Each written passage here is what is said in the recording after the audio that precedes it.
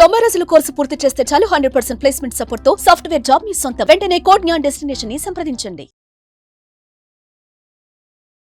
నమస్కారం సార్. నమస్తే sir, general గా ప్రతి ఒక్క భార్యకు కూడా ఇది డౌటే నేను అడుగుతున్నాను.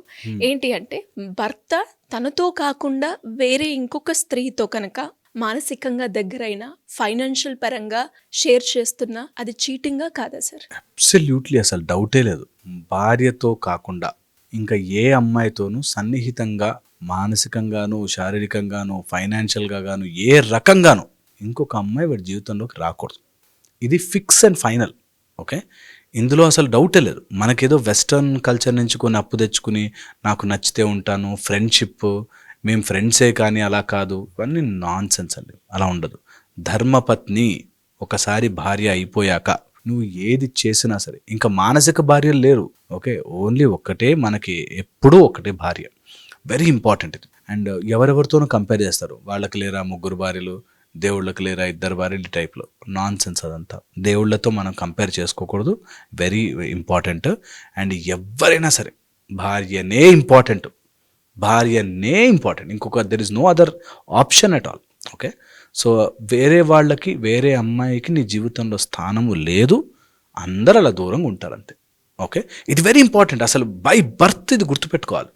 లేదా అలా లేదు, నేను ఎవరికైనా నేను వేరే అమ్మాయితో దగ్గర అవుతాం, వేరే అమ్మాయి అంటే ఇక డైవర్స్ ఇచ్చేసి దీన్ని తెంపుకొని, నేను చెప్తున్నాను కదా, ఒక అమ్మాయితో బాండ్ అనేది, ఒక పెళ్ళి అనేది ఎన్నో రకాల కార్మిక బంధనాలు. అవి చాలా పెద్ద బంధం. అది ఎప్పుడైతే ఇలాంటి కార్మిక బంధాలు చేసినప్పుడు దోషము చేస్తామో, దట్ విల్ లీడ్ టు ఎనలేని పాపం అన్నమాట. పాపం, మనకి పాపం అంటే చాలా రకాలుగా చెప్తుంటారు. మెయిన్ పాపం ఏంటి తెలుసా? అజ్ఞానమే పాపం. ఇది తెలియకపోవడమే పాపం. ఈ తెలియకపోవడమే ఏం పాపం అంటే, నేను నమ్మి ఒక భార్యగా నేను ఒప్పుకున్నాక నాకు వేరే స్త్రీతో సంబంధమే లేదు. ఇది వెరీ ఇంపార్టెంట్, చాలా ఇంపార్టెంట్. క్యాజువల్గా ఆఫీస్ ఫ్రెండ్స్ అని క్లోజ్గా ఉన్నాము, బూతులు మాట్లాడుకున్నాము, జోకులు వేసుకున్నాము, నాన్ సెన్స్. అది ఉండదు, అది ఉండకూడదు. ఎంత త్వరగా అందులోంచి బయటకు వస్తే అంత మంచిది. ఒకవేళ అలాంటిది ఏదైనా అట్రాక్షన్ వస్తుంది అంటే, బాబు వద్దు నాకు అని పరదా వేయడం చాలా ఇంపార్టెంట్. లేనన్ని రోజులు ఏం కాదు, క్యాజువల్ ఫ్రెండే. ఎంత జీవితంలో ఎన్ని నష్టపోతామంటే అన్ని నష్టపోతాం. నా భార్య సరిగ్గా లేదు కాబట్టి నేను ఇట్లా చేశాను, నా భార్య నాతో మంచిగా ఉంటే ఇలా ఎందుకు చేస్తాను, ఏదేమైనా కానీ భార్య చేయకూడదు. తప్పే అది. నువ్వు లోపల ఎన్నైనా కారణాలు చెప్పుకో, నా భార్య సరిగ్గా లేదు, నా భార్యకి బాగాలేదు కాబట్టి, అది నాతో సరిగ్గా ఉంటే అన్నీ బాగుండు, ఎప్పుడు ఇంటికి వెళ్ళినా కోపం పడుతుంది. No way.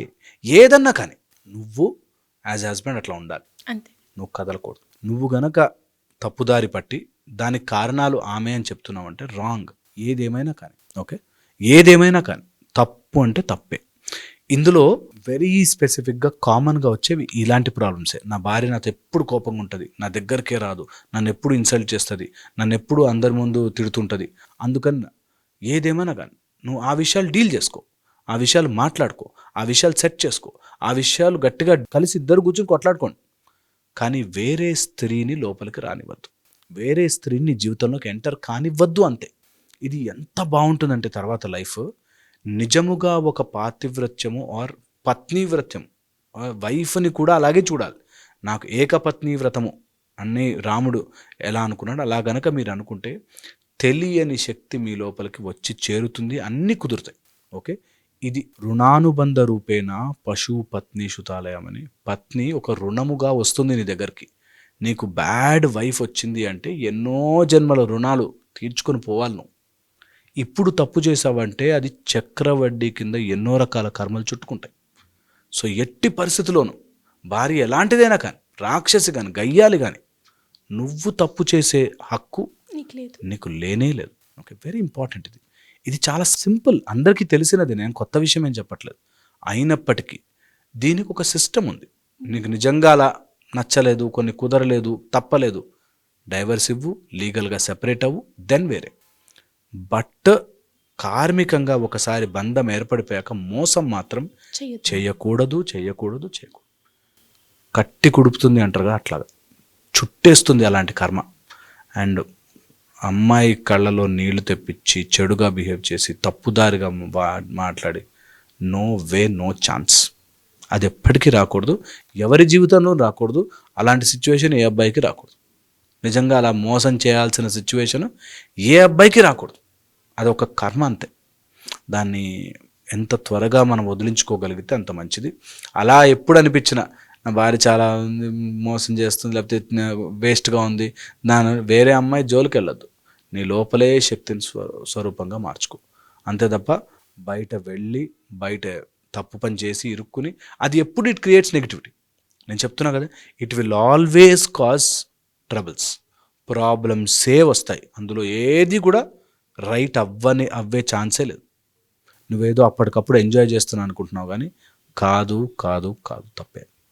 It's for sure. ఒకవేళ కనుక ఎవరైనా లేడీతో అంటే తెలియకుండానే ఫ్రెండ్షిప్ ఏర్పడిపోయి క్లోజ్ అయిపోయి దాని తర్వాత ఇప్పుడు ఆ అమ్మాయి మా దగ్గరకు వచ్చేవాళ్ళు అలా ఉంటారు. నేను క్యాజువల్గా మాట్లాడానండి, కానీ ఆ అమ్మాయికి నా మీద ఫీలింగ్స్ వచ్చాయి, అందుకని మేము ఇప్పుడు కలిసి తిరుగుతున్నాము, దానికి మా వైఫ్ కుళ్ళు పడుతుంది. ఓకే, నువ్వు ఎట్టి పరిస్థితుల్లో దాన్ని అలౌ చేయకూడదు, నెంబర్ 1. నెంబర్ 2, ఒకవేళ అలా ఎవరికైనా ఉంటే clarify it and come out of it. అది ఎంతకైనా సరే నువ్వు కావాలని కూడా గొడవ పెట్టుకున్నా బయటకు వచ్చే, ఎప్పుడు నెవర్ డూ దట్.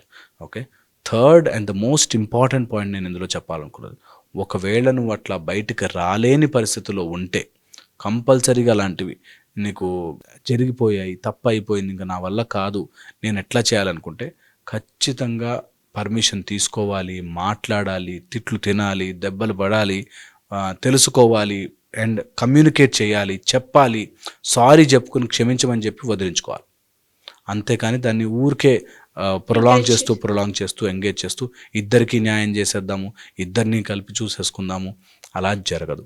దీంతో ఎప్పుడైతే డబ్బు వస్తుందో, ఫైనాన్సెస్ ఎప్పుడైతే ఇన్వాల్వ్ అవుతాయో ఇంకా చెడుగా జరుగుతుంది, ఇంకా చెడుగా మారుతుంది, ఇంకా తప్పుగా మారుతుంది. అందుకని నెవర్ ఎవర్ డూ దట్.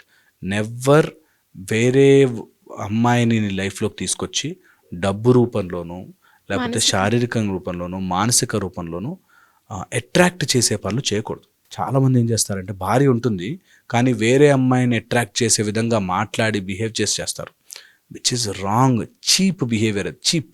ఎవరైనా కానీ నీ కానీ ఓ లిమిట్ అంతే. నువ్వు ఎట్టి పరిస్థితుల్లోనూ వేరే అమ్మాయిని అట్రాక్ట్ చేయలేవు.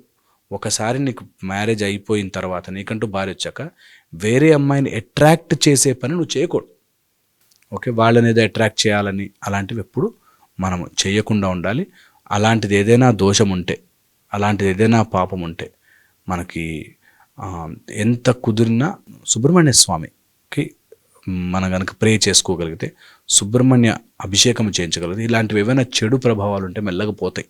ఓకే, సో సుబ్రహ్మణ్యకి సంబంధించిన ఏదైనా ప్రొసీజర్స్ కానీ లేకపోతే సాధనలు కానీ చేసుకోవడం చాలా ఉపయోగపడుతుంది. లేదంటే హనుమంతుల వారిని పట్టుకుంటే భద్రాంజనేయ స్వరూపం ఎప్పుడు హెల్ప్ చేస్తుంది. హోప్ ఇది హెల్ప్ చేస్తుంది. ఖచ్చితంగా సార్. అండ్ చాలామంది ఇప్పుడు మనం చూస్తే అంటే ఒక్కసారి మీరు అన్నట్టుగానే భార్యతో అంటే పెళ్ళి ఎప్పుడైతుందో మంచైనా చెడైనా లేదంటే ఇంకేదైనా కూడా భార్యకి భర్తే, భర్తకి భార్య సర్వస్వం చెప్తూ ఉంటారు. బట్ అలా కాకుండా ఒక స్టెప్ తీసుకొని ముందుకెళ్ళడం మనం చూస్తే ఇది సైకలాజికల్గా మనకి నెగిటివ్గానే అండ్ స్పిరిచువల్ వైపు మనం వెళ్ళినా మనని కర్మ కూడా ఖచ్చితంగా. అబ్సల్యూట్లీ అది తప్పే. నిజంగా కూడా పీస్ ఆఫ్ మైండ్ ఉండదు. ఖచ్చితంగా మనం అనుకుంటాం కానీ అసలు నో పీస్ ఆఫ్ మైండ్. అలా చేసిన వాడు, తప్పు చేసిన వాడు, చీకటి పని చేసిన వాడు చీకటే. చీకట్లో ఏ పని చేసినా తప్పే. Thank you sir, thank you so much. Suman టీవీలో మీ పర్సనల్ అండ్ బిజినెస్ ప్రమోషన్స్ కోసం కింది నెంబర్కి కాంటాక్ట్ చేయండి.